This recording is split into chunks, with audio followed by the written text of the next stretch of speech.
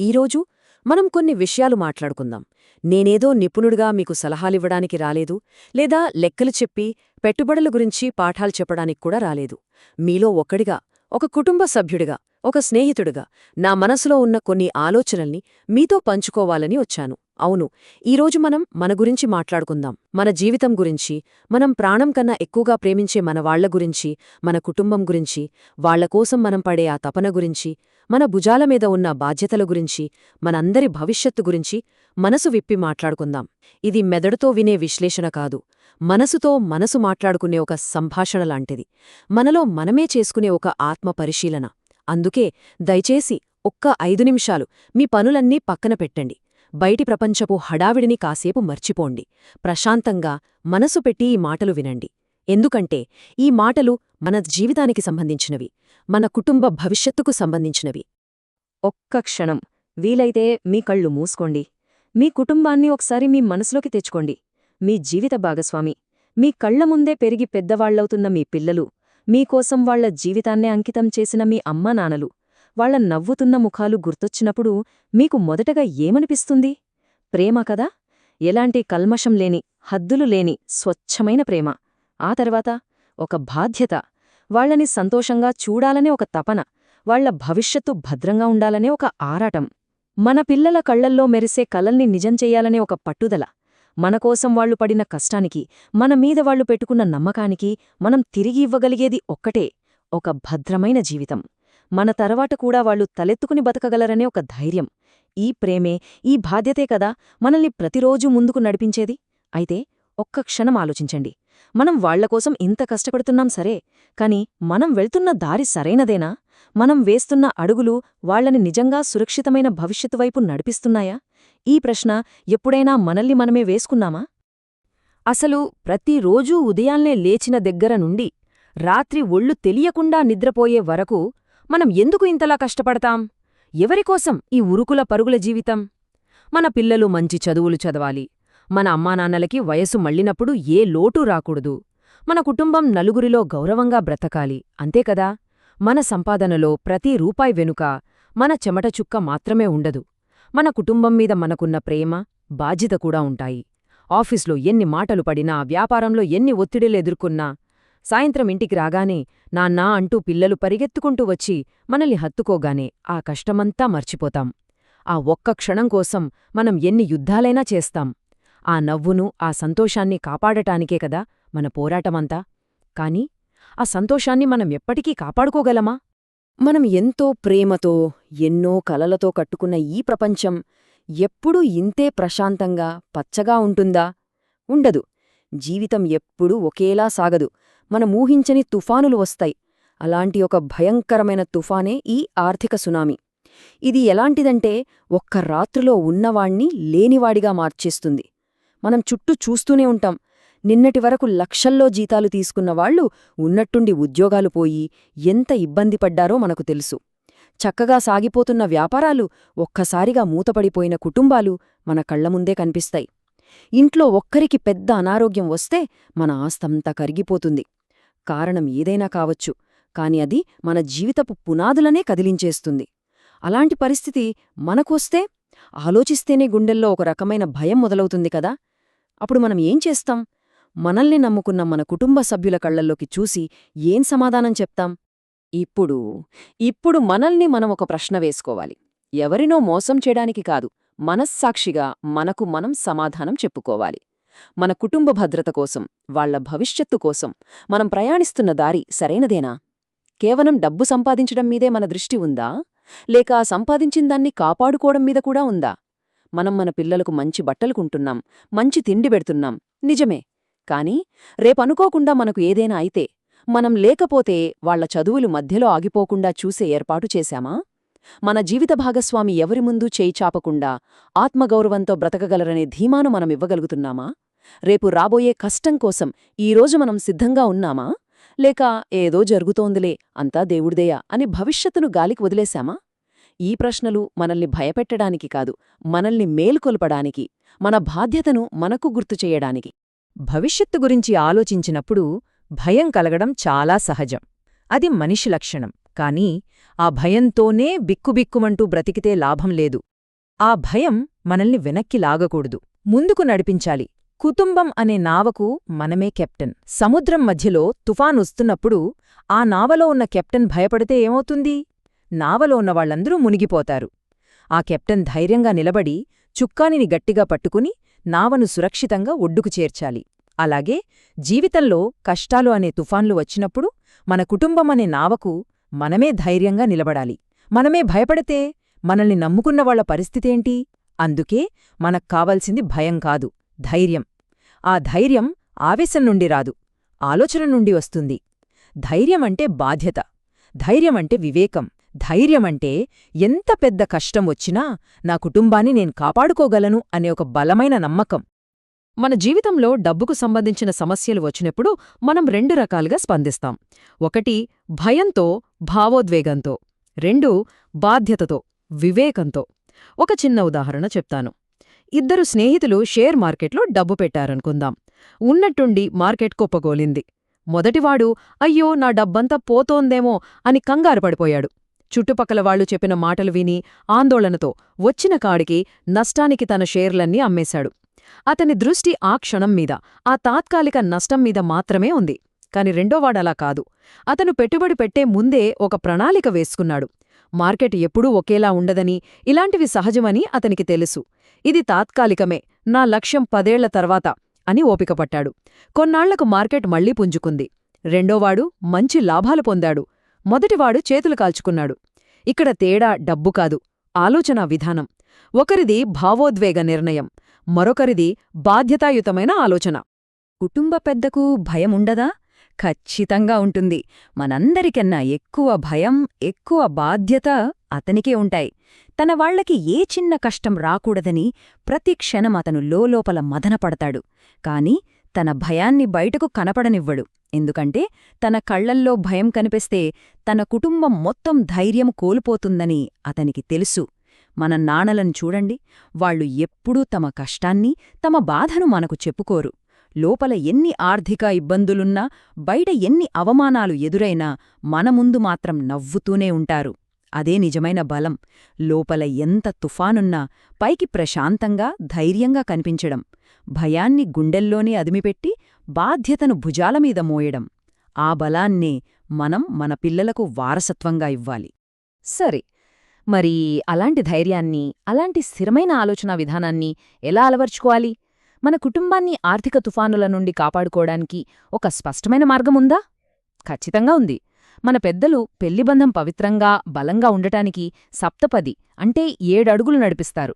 ఆ 7 అడుగులు భార్యాభర్తల మధ్య బంధాన్ని పెంచే 7 వాగ్దానాలు.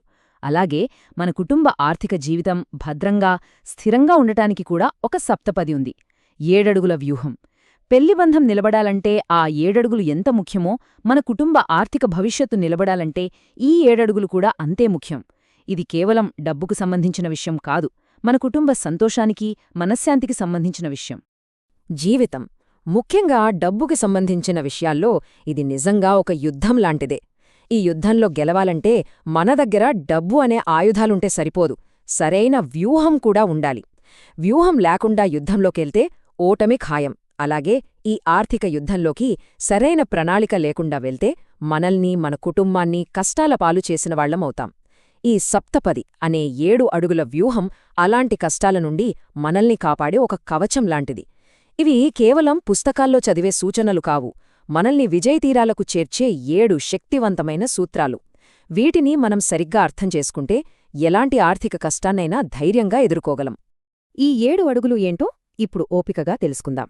మొదటిది ఆర్థిక లక్ష్యాలను సమీక్షించుకోవడం. అంటే మనకు డబ్బు ఎందుకు కావాలి? పిల్లల చదువులకా, వాళ్ల పెళ్లిళ్లకా, ఇల్లు కట్టుకోవడానికా, మన వృద్ధాప్యం కోసమా? ఇలాంటి లక్ష్యాలను స్పష్టంగా రాసుకోవాలి. వాటికి ఎంత సమయముంది, ఎంత డబ్బు కావాలి అని లెక్క వేసుకోవాలి. రెండవది ఆస్తి కేటాయింపు. మన పెద్దలొక మాట అంటారు, అన్ని గుడ్లను ఒకే బుట్టలో పెట్టకూడదు అని. మన డబ్బు విషయంలో కూడా అంతే. అంతా తీసుకెళ్లి భూమిమీదో లేక కేవలం షేర్ మార్కెట్లోనో పెట్టకూడదు. కొంత భూమి, కొంత బంగారం, ఇంకొంత వ్యాపారం, మరికొంత బ్యాంకులో ఇలా పంచిపెట్టాలి. మూడవది వైవిధ్యం. ఇది కూడా అలాంటిదే, ఒకే రంగంలో కాకుండా వివిధ రంగాలలో పెట్టుబడులు పెట్టడం. నాల్గవది ద్రవ్యత. అంటే అత్యవసరానికి మన చేతికి వెంటనే డబ్బు అందేలా చూసుకోవడం. ఇంట్లో ఎవరికైనా ఆరోగ్యం బాగలేకపోతే పొలాన్ని వెంటనే అమ్మలేం కదా, అందుకే కొంత డబ్బు బ్యాంక్లో ఉండాలి. 5వది మన పెట్టుబడులను కాపాడుకోవడం. అంటే మనకు, మన ఆస్తులకు సరైన ఇన్షూరెన్స్ రక్షణ ఉండాలి. 6వది అత్యాశను వదిలిపెట్టడం. ఎవరో చెప్పారని రాత్రికి రాత్రే కోటీశ్వర్లైపోవచ్చని చెప్పే మోసపూరితమైన స్కీముల్లో డబ్బు పెట్టకూడదు. దురాశ ఎప్పుడూ దుఃఖానికే దారితీస్తుంది. ఇక 7వది అన్నింటికన్నా ముఖ్యమైనది క్రమశిక్షణ. పైన చెప్పిన 6 సూత్రాలను ఒకసారో రెండుసార్లో కాదు, జీవితాంతం స్థిరంగా పాటించడమే క్రమశిక్షణ. చాలామంది అనుకుంటారు, ఎంత ఎక్కువ సంపాదిస్తే అంత గొప్ప అని. కానీ అది సగం మాత్రమే నిజం. లక్షలు సంపాదించి అనవసరమైన ఖర్చులు చేసి రేపు కష్టం వస్తే అప్పుల పాలైన వాళ్లు మనం ఎంతోమందిని చూస్తుంటాం. అదే సమయంలో నెలకి 25,000 సంపాదించే ఒక సాధారణ ఉద్యోగి అందుకు 5,000 క్రమశిక్షణతో దాచుకుని చిన్న చిన్నగా పెట్టుబడులు పెట్టి తన పిల్లలను పెద్ద చదువులు చదివించి వాళ్లను ఉన్నత స్థాయిలో నిలబెట్టిన కథలు కూడా మనం వింటుంటాం. ఇప్పుడు చెప్పండి, ఈ ఇద్దరిలో ఎవరు గొప్ప, ఎవరు నిజమైన విజేత? సంపాదించడం ఎంత ముఖ్యమో సంపాదించిన దాన్ని కాపాడుకోవడం, దాన్ని పెంచడం అంతకన్నా ముఖ్యం. మన దృష్టి సంపాదన మీద మాత్రమే కాదు, దాన్ని రక్షించుకోవడం మీద కూడా ఉండాలి. ఇందాక మనం మాట్లాడుకున్న ఆస్తి కేటాయింపు, దాన్నింకొంచెం సులభంగా అర్థం చేసుకుందాం. మనం రోజు భోజనం చేస్తాం కదా, పళ్ళెంలో అన్నం, కూర, పప్పు, పెరుగు అన్నీ పెట్టుకుని తింటాం. ఎందుకు? మన శరీరానికి అన్ని రకాల పోషకాలు కావాలి. కేవలం అన్నం మాత్రమే తింటే మన ఆరోగ్యం ఏమవుతుంది? దెబ్బతింటుంది. మన ఆర్థిక జీవితం కూడా అంతే. మన పెట్టుబడుల పళ్ళెంలో కూడా అన్ని రకాలుండాలి.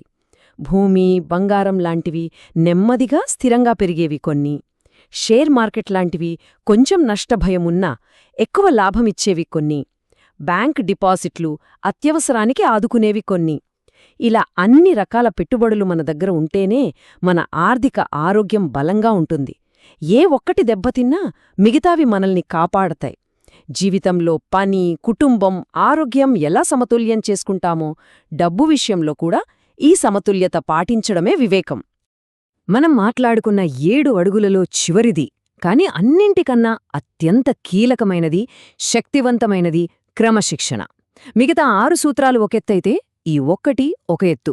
ఎందుకంటే ఎంత మంచి ప్రణాళికున్నా, ఎంత గొప్ప జ్ఞానమున్నా దాన్ని ఆచరణలో పెట్టడానికి క్రమశిక్షణ లేకపోతే అదంతా బూడిదలో పోసిన పన్నీరే.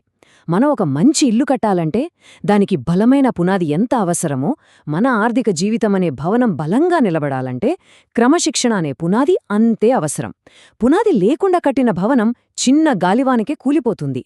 క్రమశిక్షణ లేని ఆర్థిక జీవితం కూడా అంతే, చిన్న కష్టానికే తలకిందులైపోతుంది. క్రమశిక్షణ అనేది ఒక రోజు చేసే పని కాదు, అదొక జీవన విధానం. దీనికే ఒక చక్కటి ఉదాహరణ రైతు ఈ రోజు పొలంలో విత్తనం వేసి రేపే పంట రావాలని ఆశపడడు. అతనికి తెలుసు దానికి సమయం పడుతుందని. అతను రోజు దానికి నీళ్లు పోస్తాడు, కలుపు తీస్తాడు, ఎరువు వేస్తాడు. ఎండొచ్చినా వానొచ్చినా తన పనిని తాను క్రమశిక్షణతో చేసుకుంటూ పోతాడు. నెలల తరబడి ఓపికగా ఎదురుచూస్తాడు. అప్పుడే అతనికి మంచి పంట చేతికి వస్తుంది. మన ఆర్థిక జీవితం కూడా అంతే. ఈరోజు ఒక పెట్టుబడి పెట్టి రేపే లక్షాధికారి అయిపోవాలని అనుకోవడం మూర్ఖత్వం. మార్కెట్ ఒడిదుడుకులను, జీవితంలోని కష్టనష్టాలను చూసి భయపడకుండా రైతులాగా క్రమశిక్షణతో మన ప్రయాణాన్ని కొనసాగించాలి. అప్పుడే విజయమనే ఫలం మనకు దక్కుతుంది. ఈ క్రమశిక్షణ అనేది కేవలం డబ్బుకు సంబంధించింది మాత్రమే కాదు, ఇది మన జీవితంలో ప్రతి అంశంతో ముడిపడి ఉంది. ముఖ్యంగా మన పిల్లల భవిష్యత్తుతో. మనం మన పిల్లలకు ఎన్ని నీతికథలు చెప్పినా, ఎన్ని మంచి పుస్తకాలు చదివించినా లాభం లేదు. వాళ్లు నేర్చుకునేది మనల్ని చూసే. మనం పొదుపుగా ఉండాలి అని వాళ్లకి చెప్పి మనమే అనవసరంగా అప్పుచేసి మరీ ఖర్చులు పెడితే వాళ్లేం నేర్చుకుంటారు? మనం మన పిల్లలకు అబద్ధం చెప్పకూడదు అని చెప్పి మనమే ఫోన్లో నేను ఊర్లో లేను అని అబద్ధాలు చెబితే వాళ్లేం నేర్చుకుంటారు? వాళ్లు మన మాటలను కాదు, మన చేతలను అనుసరిస్తారు. మనం డబ్బును ఎలా చూస్తున్నాం, కష్టాన్ని ఎలా గౌరవిస్తున్నాం, ఇచ్చిన మాటకు ఎలా కట్టుబడి ఉంటున్నాం, ఇవన్నీ వాళ్లు నిశ్శబ్దంగా గమనిస్తూనే ఉంటారు. మనం క్రమశిక్షణతో జీవిస్తే వాళ్లు కూడా క్రమశిక్షణను నేర్చుకుంటారు. మనం వాళ్లకి ఇచ్చే అసలైన ఆస్తి డబ్బు, ఆస్తులు కాదు, మంచి సంస్కారం, క్రమశిక్షణ. మన జీవితమే వాళ్లకొక పాఠ్యపుస్తకం. ఇప్పటివరకు మనం మన గురించి, మన కుటుంబం గురించి మాట్లాడుకున్నాం. మన కుటుంబ భద్రతకు పునాదులు వేసుకోవడం చాలా ముఖ్యం. అది మన మొదటి బాధ్యత. కాని మన జీవితం కేవలం మన కుటుంబం చుట్టూ మాత్రమే తిరగకూడదు. మనం ఈ సమాజంలో ఒక భాగం. మనం పెరిగి ప్రయోజకులమయ్యాక ఈ సమాజానికి తిరిగి ఏమిస్తున్నాం? ఈ ప్రశ్న మనల్ని మనం వేసుకోవాలి. మన ఎదుగుదల మన ఒక్కరికే పరిమితం కాకూడదు. మన ఎదుగుదల 10 మందికి ఉపయోగపడాలి. చాలామంది భద్రత అంటే తమ చుట్టూ ఒక కోట కట్టుకుని బయటి ప్రపంచంతో సంబంధం లేకుండా బ్రతకడం అనుకుంటారు. కాని అది నిజమైన భద్రత కాదు. అది ఒంటరితనం. అసలైన బలం ఎక్కడుందంటే, ఒక పెద్ద మర్రిచెట్టు తన నీడను తాను మాత్రమే అనుభవించదు. దాని కింద ఎంతోమందికి ఆశ్రయమిస్తుంది. మనం కూడా ఆ మర్రిచెట్టులా ఎదగాలి. మన పునాదులను ఎంత బలంగా నిర్మించుకోవాలంటే, మనం ఉంగంగా నిలబడమే కాకుండా మన పక్కనున్నవాడు కింద పడిపోతుంటే అతనికి చెయ్యి అందించి పైకి లేపగలగాలి. మన ఎదుగుదల నలుగురికి స్ఫూర్తినివ్వాలి. మన బలం నలుగురికి ధైర్యాన్నివ్వాలి. అదే జీవితానికి సార్థకత. సహాయం అనగానే మనకు వెంటనే డబ్బే గుర్తొస్తుంది. కాని సహాయమంటే కేవలం డబ్బు ఇవ్వడం మాత్రమే కాదు. కష్టాల్లో ఉన్నవాడికి సరైన దారి చూపించడం ఒక సహాయమే. మీకు తెలిసిన విద్యను, జ్ఞానాన్ని ఇంకొకరికి నేర్పించడం ఒక సహాయమే. ఎవరైనా బాధలో ఉన్నప్పుడు వాళ్ల పక్కన కూర్చుని ఓదార్పుగా 4 మాటలు మాట్లాడటానికి మీ సమయాన్ని కేటాయించడం కూడా ఒక గొప్ప సహాయమే. మన చుట్టూ ఉన్న సమాజం బాగుంటేనే మనం కూడా బాగుంటాం. అందుకే మనతో పాటు మన చుట్టూ ఉన్నవాళ్ల జీవితాలు కూడా బాగుపడాలని కోరుకోవాలి. దానికి మనవంతు కృషి చెయ్యాలి. ఇప్పుడు మనం చివరి అంకానికి వచ్చాం. ఇందాకట్నుంచి మనం కుటుంబం, బాధ్యత, డబ్బు, క్రమశిక్షణ, సమాజం ఇలా ఎన్నో విషయాల గురించి మాట్లాడుకున్నాం. ఇవన్నీ వేర్వేరు విషయాలుగా అనిపించవచ్చు. కాని ఇవన్నీ ఒకదానితో ఒకటి విడదీయరాని బంధంతో ముడిపడి ఉన్నాయి. ఒక దండలో పువ్వులు, దారం రెండూ ఉంటాయి. పువ్వులు మన జీవితంలోని సంతోషాలు, బాధ్యతలైతే ఆ పువ్వులన్నింటినీ కలిపి అందమైన దండగా మార్చే దారమే మన క్రమశిక్షణ, మన విలువలు. ఈ రెండూ కలిస్తేనే జీవితమనే దండ అందంగా, పరిపూర్ణంగా ఉంటుంది. మన జీవితానికి కేంద్రం, మనం చేసే ప్రతి పనికి కారణం, మనం ఎవరికోసం జీవిస్తున్నామో, ఎవరికోసం పోరాడుతున్నామో చెప్పే ఒకే ఒక్క పదం మన కుటుంబం. ఆ కుటుంబాన్ని, ఆ సంతోషాన్ని, ఆ భవిష్యత్తును భద్రంగా కాపాడటానికి మనకు కావలసిన ఆయుధం మన క్రమశిక్షణ. మన కుటుంబమనే ప్రేమ, మన క్రమశిక్షణ అనే ఆచరణ, ఈ రెండూ కలిస్తే మనం నిర్మించుకునేది ఒక ఉజ్వలమైన, భద్రమైన భవిష్యత్తు. మనం మాట్లాడుకున్న ఈ 7 అడుగులు కేవలం డబ్బుని ఎలా నిర్వహించాలో చెప్పే సూత్రాలు కావు. ఇవి జీవితాన్ని ఎలా గౌరవంగా, బాధ్యతగా జీవించాలో చెప్పే సూత్రాలు. ఆర్థిక లక్ష్యాలు పెట్టుకోవడమంటే జీవితంలో లక్ష్యాలు పెట్టుకోవడమే కదా. ఆస్తులను వైవిధ్యంగా కేటాయించడమంటే జీవితంలో సమయాన్ని, శక్తిని సమతుల్యం చేసుకోవడమే. అత్యాశకు పోకూడదనే నియమం డబ్బుకే కాదు, జీవితంలో ప్రతి విషయానికి వర్తిస్తుంది. డబ్బు దగ్గర క్రమశిక్షణగా ఉండేవాడు సంబంధాల దగ్గర కూడా బాధ్యతగా ఉంటాడు. అందుకే ఇది మన బ్యాంక్ బ్యాలెన్స్ను పెంచే ప్రణాళిక మాత్రమే కాదు, మన జీవిత విలువలను పెంచే ప్రణాళిక. ఇప్పటివరకు మనం ఎన్నో విషయాలు మాట్లాడుకున్నాం. ఈ మాటలు మీ మనసును తాకితే, మీలో ఒక చిన్న ఆలోచనను రేకెత్తిస్తే దయచేసి దాన్ని అక్కడితో వదిలేయకండి. ఆ ఆలోచనను ఆచరణలో పెట్టండి. మీ కుటుంబ భవిష్యత్తు కోసం ఈరోజొక చిన్న కాని బలమైన అడుగు వెయ్యండి. ఒకవేళ ఈ ఆలోచన విధానం సరైనదని, ఇలాంటి మాటలు మనకు, మన కుటుంబాలకు అవసరమని మీకు నిజంగా అనిపిస్తే, అప్పుడు మనం కలిసి వేయాల్సిన తర్వాతి అడుగు ఏమిటో మీరే ఆలోచించండి. ఇలాంటి విలువలను, బాధ్యతలను గుర్తుచేసే ప్రయాణాన్ని కలిసి కొనసాగించాలని మీరు కోరుకుంటే మీ నిర్ణయమే అంతిమం. మీ జీవితం, మీ కుటుంబం, మీ భవిష్యత్తు మీ చేతుల్లోనే ఉన్నాయి. మీ జీవితానికి మీరే శిల్పులు. సరైన నిర్ణయం తీసుకోండి. సెలవు.